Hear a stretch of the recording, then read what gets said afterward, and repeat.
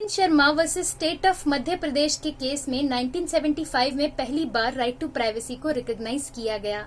हालांकि इससे पहले खड़क Singh versus state of Uttar Pradesh में जस्टिस सुब्बा राव का माइनॉरिटी व्यू देते हुए ये कहना था कि आर्टिकल 21 कॉम्प्रिहेंसिव इनफ है to include right to privacy.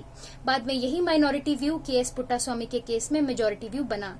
KS. Puttaswamy versus union of India, जो कि राइट टू प्राइवेसी को लेकर एक लैंडमार्क जजमेंट थी, उसमें प्राइवेसी के बहुत सारे कॉन्टोर्स को एक्सप्लोर किया गया, जैसे कि autonomy, dignity, information and data privacy, right to be left alone etcetera. और ये भी रिआइटरेट किया गया कि राइट टू प्राइवेसी किस तरीके से लाइफ के बहुत सारे एस्पेक्ट्स को including marriage, sexuality and procreation को शील्ड करता है स्टेट की आर्बिट्ररी इंटरफेरेंस से।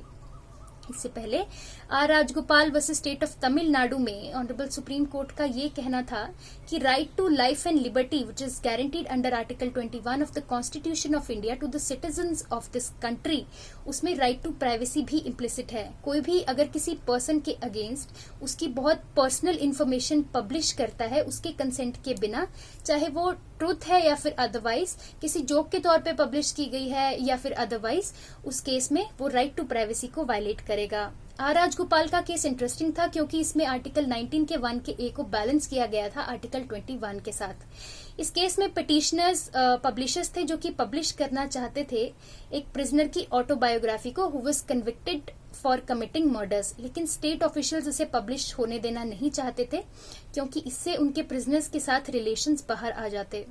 कोर्ट ने ये हेल्ड किया कि पब्लिशर्स के पास उनका राइट है ऑटोबायोग्राफी पब्लिश करने का, लेकिन सिर्फ उस एक्सटेंट तक जहां तक कि वो पब्लिक डोमेन का पार्ट हो, जहां पर किसी की पर्सनल इन्फॉर्मेशन रिलीज हो रही है वहां पर आर्टिकल 21 वायलेट हो जाएगा।